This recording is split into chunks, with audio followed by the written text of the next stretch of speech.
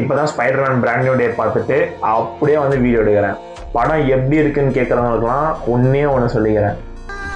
சொல்ல விரும்புறது ஐயா, இது ஸ்பைடர்மேன் படம்.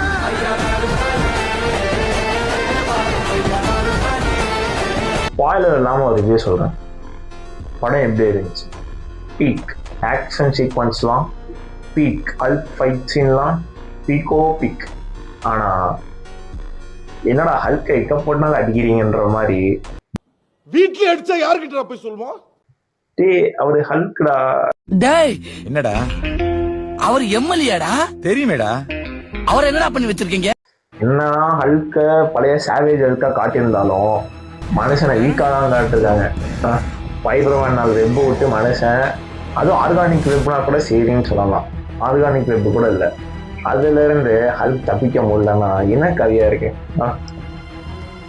வழக்கமானதான் மோசம் போயிட்டோமாமா, அந்த மாதிரிதான் ஆகிப்போச்சு. ஹல்க் ஃபேன்ஸ்லாம் ரொம்ப டிசப்பாயிண்டான் சீரியஸ்லி. ஆமாம்மா, நான் ஒன்று சொல்கிறேன். நான் வந்து ஸ்பைடர்மேன் நோ வே ஹோம் போயிருந்தேன். அதுவும் ஃபர்ஸ்ட் ஷோ தான். ஆனால் தேட்டரே காற்று வீசிக்கிட்டு இருந்துச்சு. மினிமம் ஒரு 120-130 ஆக்குபென்சியில் 30-40 பேர் தான் இருப்பானுங்க. அதில் நான் ஒருத்தனா சில கண்டினியூட்டிலாம் கைதட்டி கத்திக்கிட்டு இருக்கேன். சில பேருக்கு இந்த கண்டினியூட்டி ஏன் வந்துச்சு, எதுக்கு வந்துச்சு, இது என்ன படம், எங்கேருந்து இதெல்லாம் உருவிட்டு வந்து வைக்கிறானுங்க இங்கே அப்படின்னு யாருக்கும் எதுவும் தெரியல. ஸ்பைடர்மேன் படம்னு உள்ள வந்துட்டாங்க. ஆனால் அப்படியே கட் பண்ணா 2026